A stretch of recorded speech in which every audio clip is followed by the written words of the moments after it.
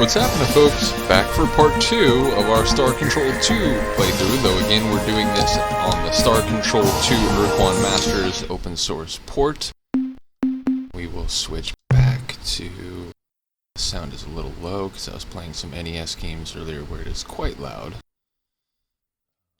Let's get it back to full screen.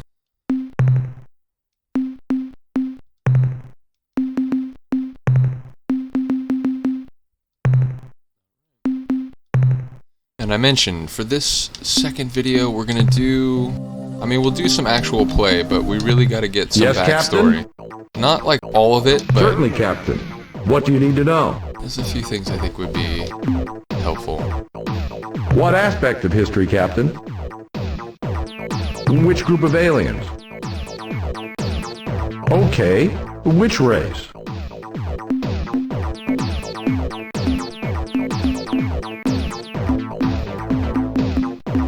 None of those we're going to meet very early on. What other group of aliens are you Let's learn about the Urquan for now. None that we had made formal contact with. The Chenjesu implied that they had met two other star-faring species, one near the Gickless constellation and the other directly coreward from Procyon. The Arilulalile once mentioned having some fun with an alien race in Draconis, but like so much else with the Arilu, they never revealed the whole story. I'm sure there are hundreds more alien races in our galaxy, but beyond what I've told you, your guess is as good as mine. The Arilulalile, or Arilu, they sort of make a play that they're the famous green or gray-headed aliens with big eyes. They're sort of pranksters, and that's what they've been doing to Earth, so... Which species? Our enemy is cunning, relentless, and possesses technology superior to all, but perhaps that found aboard your starship. The Urquan are born, live, and die for one purpose only: the subjugation of all other intelligent life in the galaxy. Why? I don't know. They'd probably have an easier time just destroying intelligence, but they're very careful not to use more force than is necessary to achieve their victim's submission. I'd sure like to know what made those wormy bastards as twisted as they are, and I'd like to know why they keep on the move, never stopping longer than it takes to enslave whomever they find. More on that later, and indeed, without spoiling anything, eventually a civil war breaks out in Urquan space. And let's see here. I still have nightmares about those spiders taking me prisoner, using me as one of their 6 sacrifices to Dogar and Kazon, their twin gods of destruction and torment. Those guys were almost as scary as the Androsynth to those of us in Deep Space Patrol. Their Avenger ships could appear out of nowhere and melt a cruiser down to slag in seconds. Luckily for us, the bulk of the Ilrath fleet was thrown against the Chenjesu and the Murnaherm. When I was flying combat missions along the Coreward front, there was nothing we feared more than the Androsynth hit-and-run squadron. Their blazer ships were more than a match for our cruisers, so we stayed clear of Eta Vulpeculae, their home star. In addition, I think each of us aboard the ship knew deep down in our hearts that the Androsynth had a damn good reason for hating us. Our grandparents had kept them as slaves for nearly 50 years. The Androsynth were a clone batch of humans that, again, were used for slavery and other sordid things, and eventually rebelled and achieved their freedom and took off to a different part of the galaxy. Grandparents had kept them as slaves. Imagine facing a cowardly, mobile clam armed with a howitzer, and you've got a good idea of what it's like dealing with a Spathi. Although they tend to avoid battles as much as their masters will allow, once in battle, a Spathi eluder is one tough cookie. I once heard a rumor, though I don't like to believe in it myself, that a rogue band of courageous Spathi broke away from the main Starfleet, painted their ships black with bright red stripes, and formed the Black Spathi Squadron, dedicated to performing brave and hostile deeds. Like I said, I'd have to see it to believe it. The Starship Far Voyager under the command of Captain Jeffrey L. Rand encountered the Vux near Beta Mira. Although the details are hazy, it's generally accepted that Rand offended the Vux starship commander with an inadvertent insult. It's unfortunate that the Umga fell to the Urquan so early in the war, because I suspect we would have gotten along well with those big blob creatures. At the very least, it would have been entertaining. We know them a bit better than most races because they were eager to talk with our ships before, after, and during battle. The Arilu intimated that they had a relationship with the Umga before the Urquan arrived, but I don't know any details. The Mycons are hard to get a handle on. In fact, I'm not sure any human has ever had a real conversation with a Mycon. What we know of them, we've learned from their corpses, which, I may add, have a nasty habit of coming back to life when thawed out from a decompression quick freeze. Mycon ships seem to expend a significant amount of energy on life support. This is probably because the Mycon only thrive in temperatures close to the melting point of lead. As far as we know, the Mycon are the only race to actively seek out the Urquan in order to become combat slaves. What other group of aliens are you interested in? Would you like information on any other aspect of history? What about the war? Earth got involved late in the game in 2112 when the Chenjesu arrived in our solar system for the first time. So let's back up a few years to 2098 when the Chenjesu super-sensitive receivers detected a strange signal from the Ophiuchi constellation. Though even the Chenjesu didn't know it, it was the first sign of the Urquan's arrival. The Urquan, having detected the presence of many sentient species, were beaming out an exulting hunting cry. The first direct evidence of the Urquan's intent was the sudden conquest of the Umga, a solitary though not unfriendly species in the Orionis constellation. The Chenjesu, distraught by the invasion, were further angered when the Urquan turned their fleets on the hostile but weak Ilrath race. A hastily assembled defense force of Murnaherm and Chenjesu vessels turned the Urquan fleet aside, but the invader moved into Spathi space, rapidly subjugating that race. With each new conquest, the Urquan fleet grew larger as it added slave vessels to its ranks. Earth joined the Chenjesu to form the Alliance of Free Stars at about the same time as the Androsynth stars fell to the Urquan Armada. Before the ink was dry on our agreement with the Chenjesu in 2116, a new race appeared in orbit around the moon and asked for admittance to the Alliance. It was the Arilu Lalile. Timing seemed unusual, and the Arilu were definitely weird, looking like saucer men from Mars, but we were too busy cranking up our mothballed heavy industry that we really didn't pay it much attention at the time. Right, I can understand that. At the start of the war, here on Earth, we were working like crazy, churning out hundreds of heavy cruisers and smaller support vehicles. The Urquan were busy too. Unbeknownst to us, they had moved down towards the Luton Star Group and were attacking the Vux, who only the Yehat knew existed. Our botched first contact with the Vux took place in 2119, and it was the biggest single mistake we made during the war. After defeating the Vux, the Urquan fleets ran smack into the combined might of the Yehat and Shofixti, supported by the first wave of our cruisers. Again, the Urquan turned away from the hard spot to attack the weak, though we just thought they were running away. In fact, the Urquan had found another independent alien race, the Mycon, in the Brahi constellation. The Mycon's voluntary submission to the Urquan brought the return of the Urquan fleets, now swollen with 100 devastating Mycon pod ships. The last entrants to the conflict were the Cyrene, a race of space gypsies who had escaped the hierarchy Space travelers, by please. moving their vast fleet of slow-moving habitats into human space. With the side set, the last Urquan offensive began. The Urquan came roaring through Vux space and tried to push past the India and Mira star systems. Their onslaught was barely repulsed, and our counterattack made hardly a dent on the hierarchy forces, but we held the line. The coreward front remained intact. Over the following 10 years, there were many great battles between the combined Alliance Starfleet and the Urquan and their hierarchy of battle thralls. Then in 2134, a dramatic shift in the balance of power took place. This must have been about the time the science research mission was sent to the planet of Vela. Our fleets were pushed back from the Indy-Mira line beyond Raynet. Holding Rigel caused grievously in Chenjesu forces, and the Urquan, recognizing this weakness, shifted to focus the brunt of their forces on Procyon. That was the last we heard from the Chenjesu and the Murnaherm. A few weeks later, waves of ships hit us from all directions. When Ceres Station, our outpost on the asteroid belt, fell to the hierarchy, we knew we were beaten, but we fought on anyway. 3 days later, the Urquan vaporized our last remaining laser forts on the moon, and the dreadnoughts took up geosynchronous position above Rome, Moscow, Beijing, Tokyo, London, Buenos Aires, and Washington. We'd lost the war, and I guess we we're knew safe it. in Los Angeles. But the Urquan decided to make it real clear. And that's why if you check any of our most recent maps, you won't find Buenos Aires. Oh shit, Boca Juniors is no more.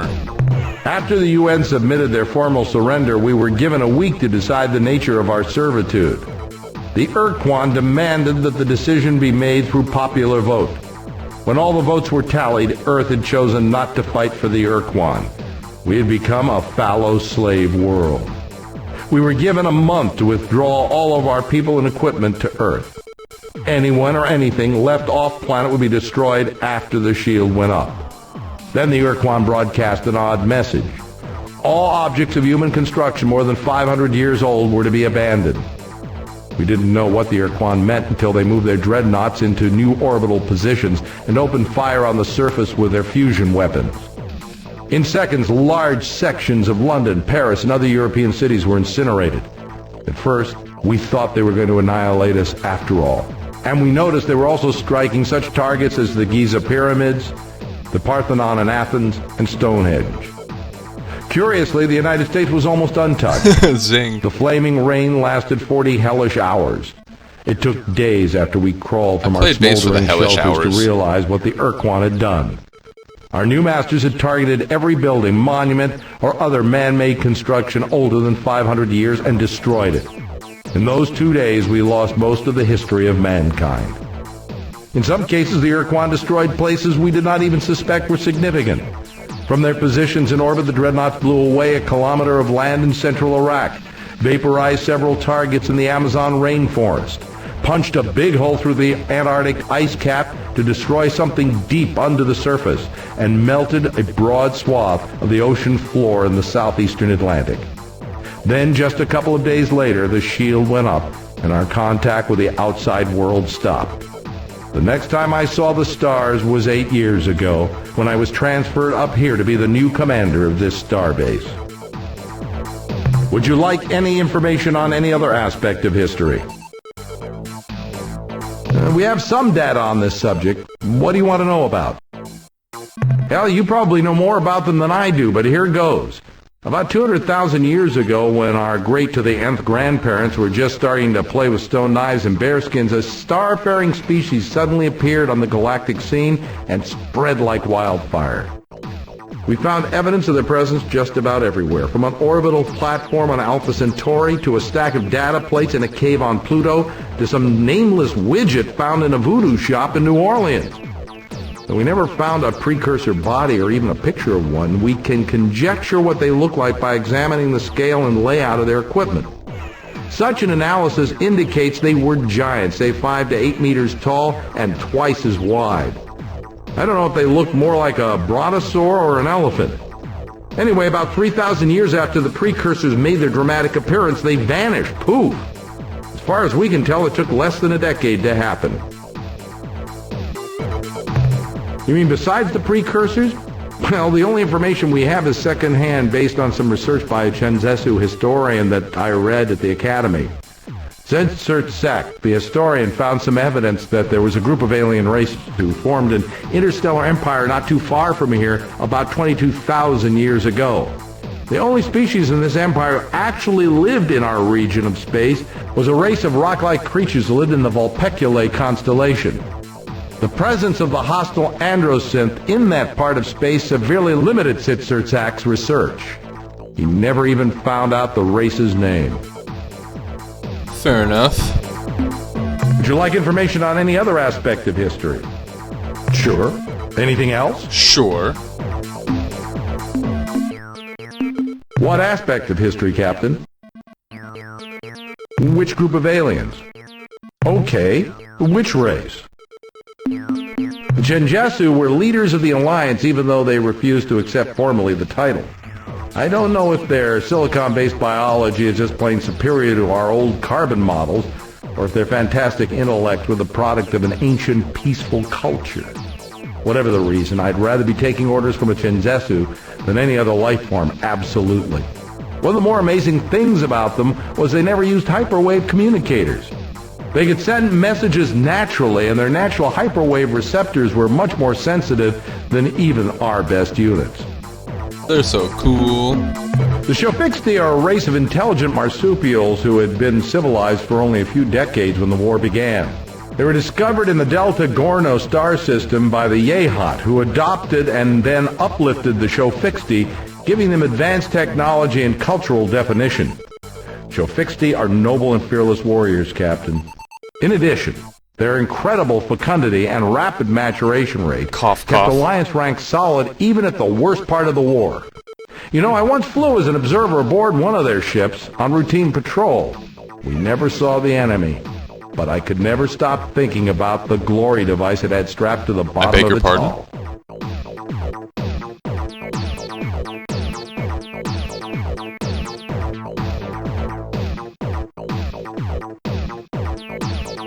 My cords are getting caught around each other. I apologize. The Yehat are a race of ancient warrior clans that have been traveling the stars for many centuries. Clans are highly competitive and sometimes even wage war on Scottish each other, birds. but the clans I'm not are even kidding. all loyal to the Queen and her royal family, known as the Veepzeeps. The Veepzeeps have been in power for over 2,000 years, and it is said that during their rule, the Yehat never lost a battle. We didn't really get much of a chance to learn about those mechanical beings, but I'll tell you what I know. They're the product of a distant, unknown culture who sent a giant factory ark into our region of space many centuries ago. The Mother Ark, that's what the Earth Press called it, churned out millions of robots and finally broke down. I don't know why the Myrnaherm didn't repair the Mother Ark. Maybe they can't. My personal guess as to why they were sent here is that they're on the leading edge of a colonization project. And once the Myrnaherm have tamed enough new worlds, the genuine colonists, whoever they are, will arrive and claim their due. I'd like to think I'm not a bigoted person, Captain, especially when it comes to allies, but there's just something about those Arilu that gives me the creeps. One thing I'll say for them, though, they possess some technique for moving really fast through hyperspace. They never let us know what it was, but sure beats the pants off our fastest ships.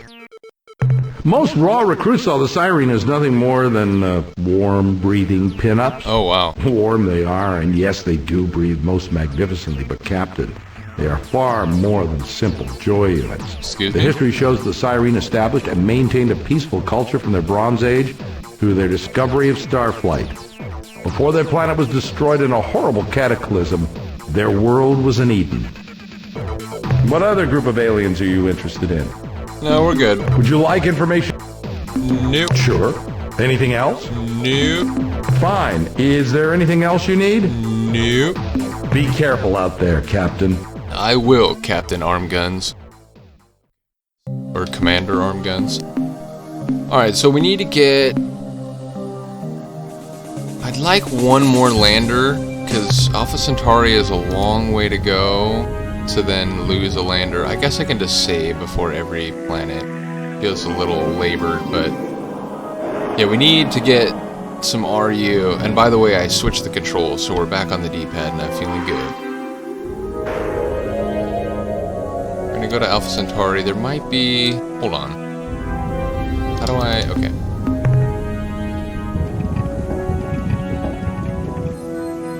Here it is.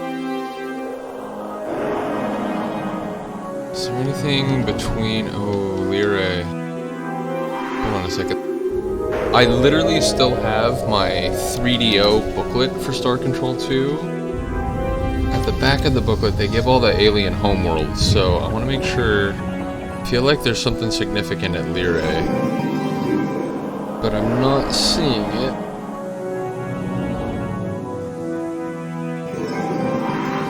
Yeah, I guess not. So I guess we'll go straight to Alpha Centauri. Actually, we'll go to Gamma Centauri because it's like on the way. Autopilot, let's go. The music in hyperspace is dope. We gotta get faster though. Not only does time pass more quickly in hyperspace, not only do you use more fuel in hyperspace. Oh, listen to that bass. Come on. But yeah, you can get caught by other species. What's going on here?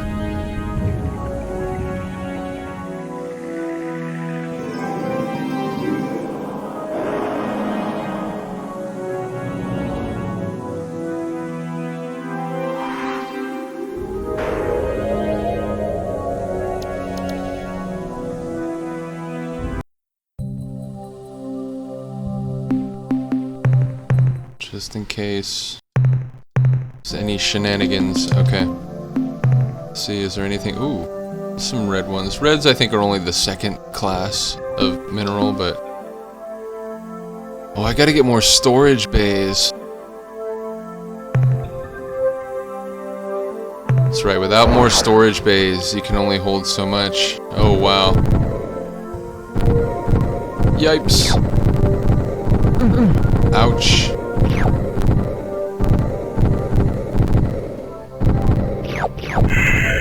Alright. That'll do, pig. That'll do. I lost 3 guys there. Sorry, folks.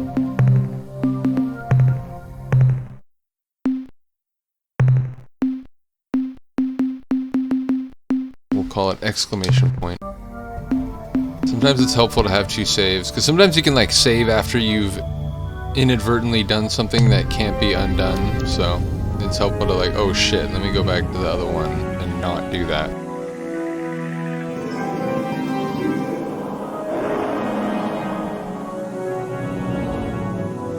Ooh, that gravity, I feel it.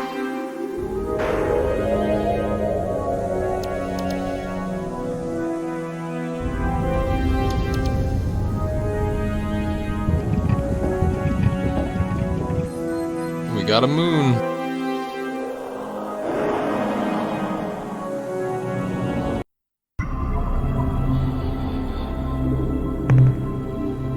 So what do we got?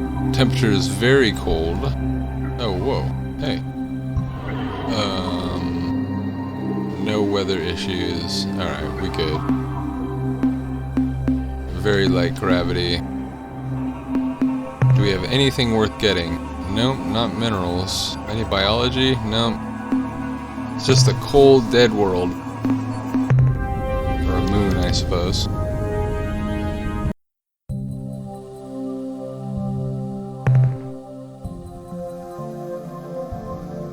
Heavier gravity, though.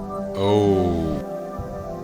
Weather class 3. Tectonics class 5.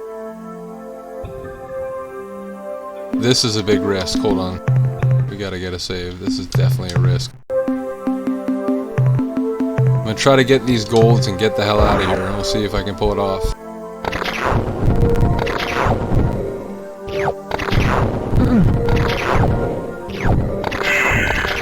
You know what? We might go back for more. The crew are like, hey man, 6 people are dead.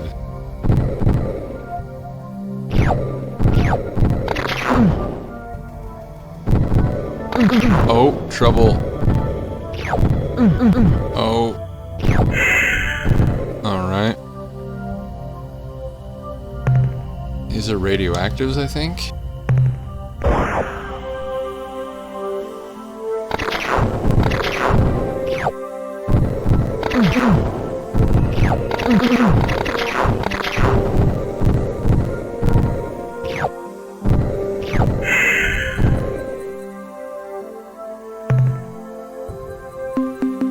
I can deal with that loss of 21 people. I hate to say it, but you know. They're up here to give their lives for the human species. Do one more? It's not really worth it. Alright. We might want to go back already, because there's so much to get at Alpha Centauri. I'm gonna have to clear my cache. So we'll go back. But we'll do the Alpha Centauri mission on this video, and then I might end it after that. Again, this is going to be a very long playthrough, but hopefully there's at least a few of you here for it. What am I doing? I should just set it on the star map. Soul, where you at, man?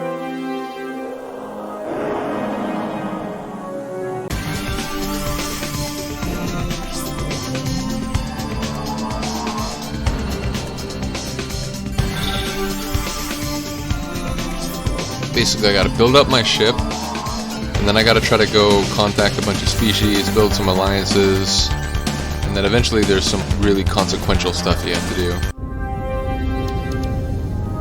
But the first part of the game, I try to build up my ship and resources as much as possible, including making alliances with the species I know it to be possible with.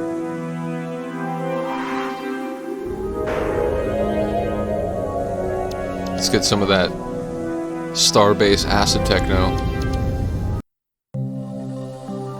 It's good to see you again, Captain. I know you're busy, but I've got some news. Our deep space monitoring team has detected faint alien signals coming from Uranus or somewhere in that general direction. Cough, cough. The emanations are definitely being generated from within the solar system and could represent the presence of a hierarchy spy. Got it. I think it's a Spathy. I think we gotta go talk to a Spathy. Light load this time, Captain. Oh, you motherfucker, dude. Blow up an Urquan for me, Captain. Whatever, I'm gonna start calling you Light Load. Commander fucking Light Load. Oh, whoops.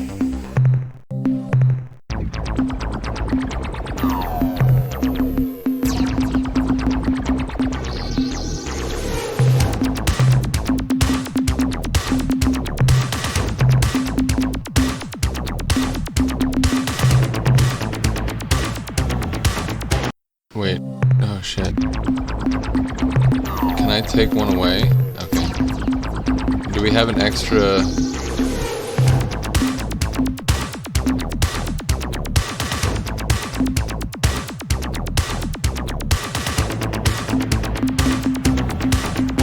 Can I take this away because there's no real reason to have it right now? Yeah. Okay. Because I'm not going to be fighting with my flagship, not currently anyway. Eventually I will, but get a little turning back, get a little extra fuel bay.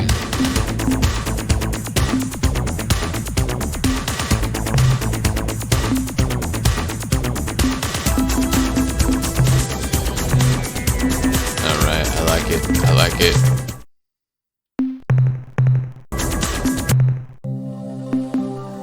Alright, let's go talk to the man, the Spathy on Uranus. As we all know, it should be said. That's Saturn out there. Where is Uranus? Wait, is that Neptune? No, that's Uranus, because Neptune is the last one before. Is Pluto still considered a planet? Yep, it is. Sorry, Pluto, but you're really a dwarf planet. Deal with it. I did not want to go back to Neptune. How about you get that in your head? That's the green one. Alright. Which, you know, fair to say, in optical light, I don't think Uranus is green.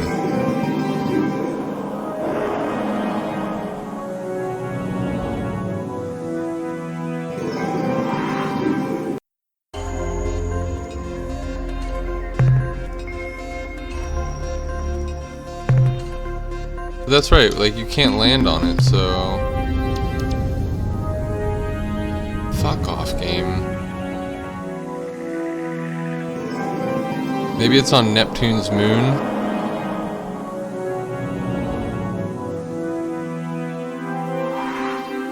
I think they just did that Uranus thing for a joke.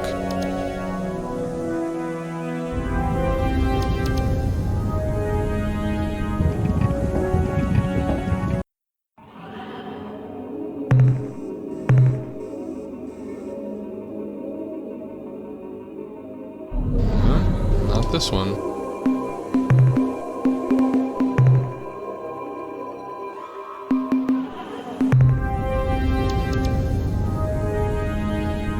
Pluto, I guess?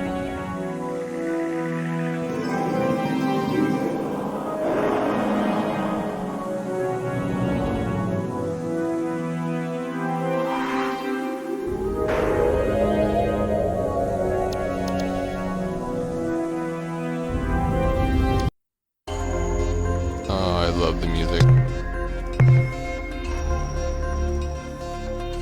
Yep, there he is.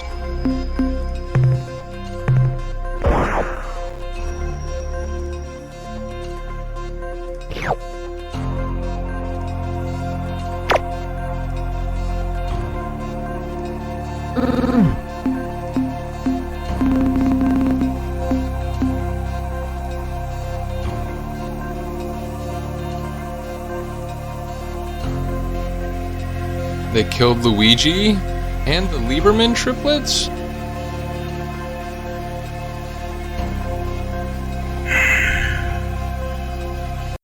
Attention, a big, mean, hostile alien vessel hovering overhead in an obvious attack posture. This is Spotty Captain Sowito. I know you are going to torture me, so let's just get this over with right now. The coordinates of my homeworld, Spottywa, are 241.6 by 368.7, and the ultra-secret Spotty Cipher, which is known only by me and several billion other Spotty, is Huffy, Muffy, Duffy. Sorry about that little mistake with your landing vehicle.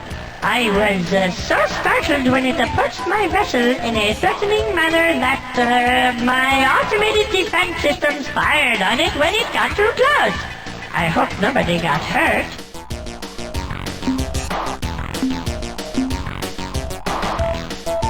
I won't be that mean, but... Are you sure? Because your statement is often just a more polite way of saying, "Attention alien vessel, identify yourself or be destroyed." In any event, I am Spotty Captain Sowito of the flagship Star Runner, placed here in this planetary system as part of the powerful Earth-powered Star Force, which our masters, the Earth-One, established here to make sure the Earthlings don't do anything tricky. About 20 years ago, this region of space was dominated by a loose confederation known as the Alliance of Free Stars, which was composed of the aliens native to these parts who did not want to be enslaved. They made a valiant effort against the superior Urquan forces. It even looked like they might miraculously defeat the combined Urquan armada, right up to the point at which the Urquan totally defeated, indeed annihilated them. Got it. When the Urquan armada entered the system to subjugate formerly the Earthlings, the Urquan presented the humans with the standard slave options. Join the hierarchy as combat roles and retain some autonomy, including the right to travel through space, or become a fellow species and return to free atomic savagery on the surface of their homeworld, encased for all time beneath an impenetrable force shield. The humans chose the latter option, and so were swiftly imprisoned on the surface of Earth. But the Urquan didn't trust them to obey the restrictions, so they chose a small group of hierarchy combat starships from the Inlet and Spartan fleets to create the so-called Earth Guard and station them at a base on Earth's moon.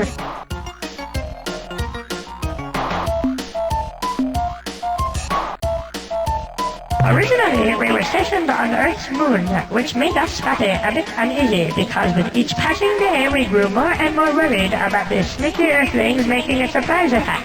But the Ilrat kept telling us that it was impossible since the Earthlings had no ships or weapons whatsoever. That made us feel a bit better, but when the Ilrat left, again we grew fearful and decided to make a strategic redeployment to Mars. Later on we decided it would be prudent to relocate to Jupiter's moon, Ganymede, then later Saturn's moon, Titan, and finally here to Pluto.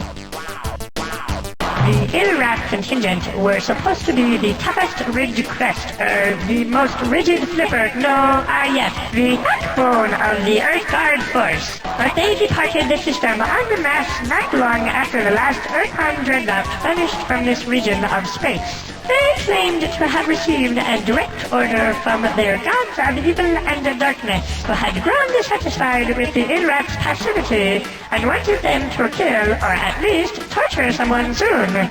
Personally, I believe they just got bored and went off to have some fun. Our masters don't really keep us very well informed about their goings-on, so that all we know is that immediately after the subjugation of the last Alliance race, the Hut, I think, the Urquan gathered their dreadnoughts and departed toward the edge of the galaxy, commanding us to obey the slave laws or face their wrath when they returned. We only know bits and pieces of what happened to each race. For instance, when defeated, the Yahat joined the hierarchy as combat roles, while the Cyrene chose to be slave-shielded on a planet in the Bug Squirt star system. The what system? That's not right. I forget its name. Anyway, where was I? Oh yes, the Show 60. They were utterly wiped out in a gigantic blaze of glory.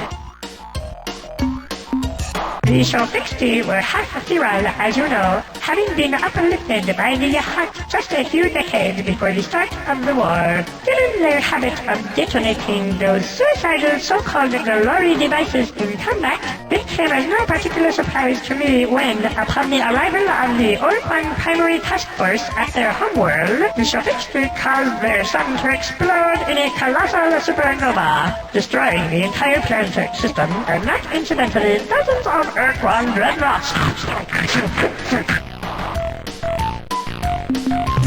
Me, personally? Well, nice of you to ask. I was born a poor green incrusting, the youngest child of a family of 18,487. My male parents had to work hard to support us, very hard, but each of my brothers and sisters and I tried to help out to make ends meet. The female parent was kind and sweet to all of us. Why, she once even called me by name. She said,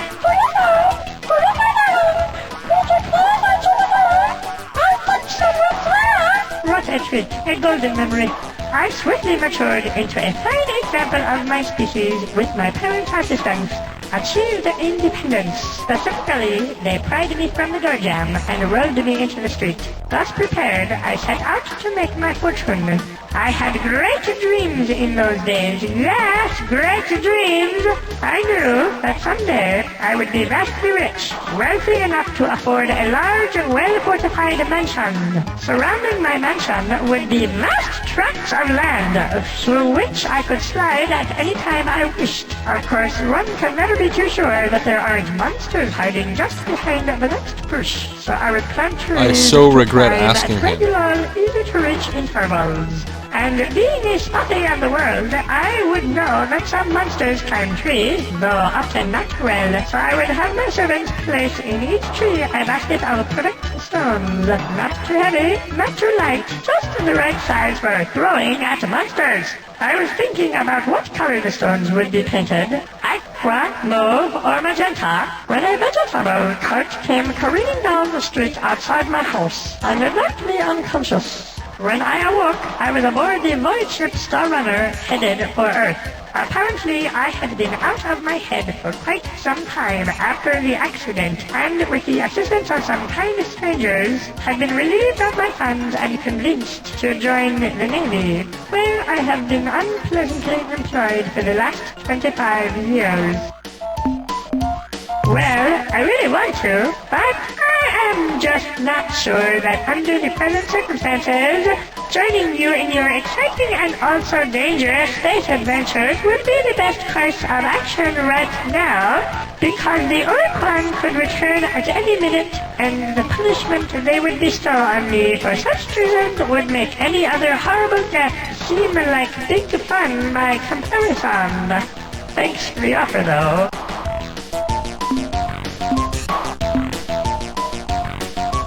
Well, when they were pushing up into hyperspace 18 years ago, we asked them that very question, and I think they said something to the effect of, real soon. Oh, wow. We decided that if the Earthlings figured out we had abandoned the base on Luna, they would be more likely to try something sneaky. So, we rigged up some old service androids and ordered them to drive around on the lunar surface in bulldozers, endlessly pushing around the same piles of dirt. In addition, we connected the base's local radio transmitter to an audio malnormé fun rum called Winky's Happy Night, hoping they would think we were still there. Please tell me more about Winky's Happy Night. Over the past years, it became necessary to redeploy strategically some of our Earth-powered forces to our homeworld in case of a sudden surprise attack by a vicious, unrelenting alien race which we spotty call the Ultimate Evil. As Dozens, that is to say scores and perhaps even hundreds of my brethren stride through the corridors of this specially modified, super efficient, mass destruction-oriented starship, which could lay siege to an entire planetary system should we choose to do so, which, fortunately for you, we have decided not to do today. I am undone. You are far too clever for a poor spotter like me, and now I must submit to your superior alien intellect. I guess I am not revealing any truly important secrets if I tell you that each of my species' Eluder-class void ships typically holds 30 spotter crewmen, though at present my vessel, the Star Runner, is not up to full complement due to the needs of my homeworld in their resistance against the ultimate evil. And in fact, my vessel is somewhat understaffed right now, seeing as how I am the only spotter on board, which is a bit frightening, as I am sure you can understand.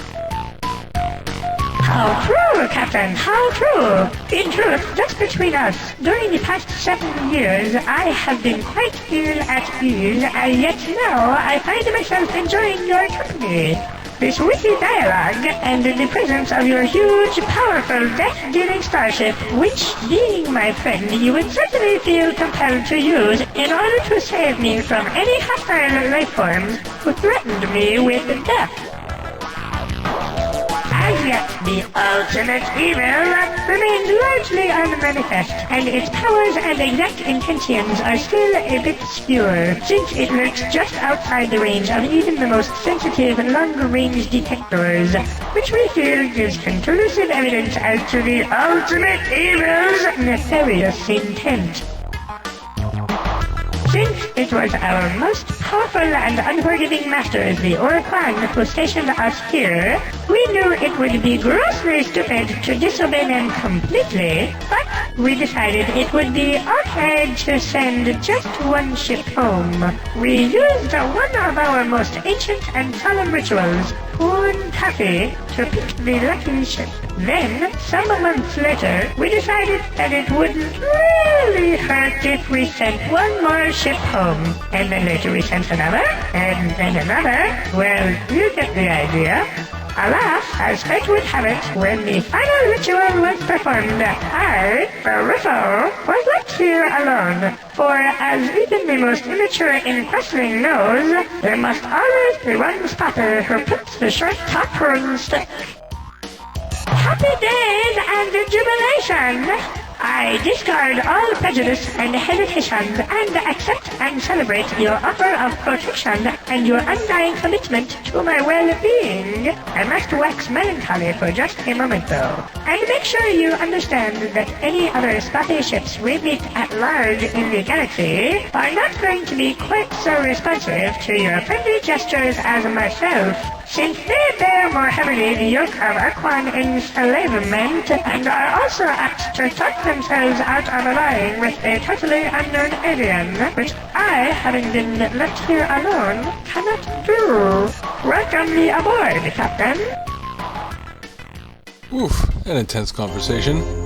So yeah, obviously we're already at 45 minutes. I'm gonna go back to the starbase, get some more crew, and now a bit more fuel.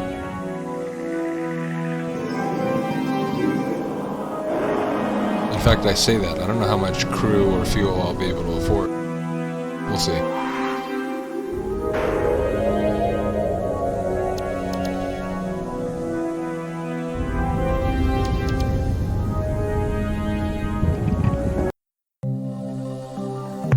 Hello, Captain.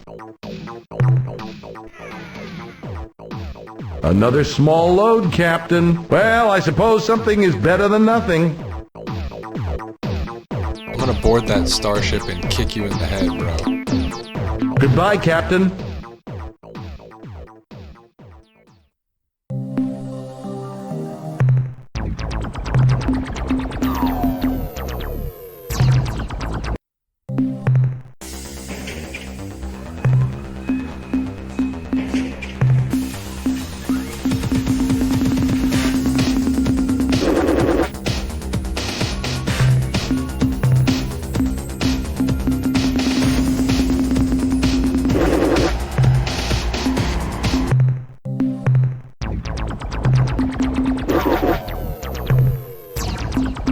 Alright. So again, that one, this second video, obviously we had to do a lot of like conversation watching and listening. It'll usually be a lot more active than that, but like I said, had to get up some backstory, some info on the different races. Cheers for watching. We'll be back with part 3 soon, at which point we'll really start to get into the actual substance of the game. Thanks for watching, and I will see you next time. Peace.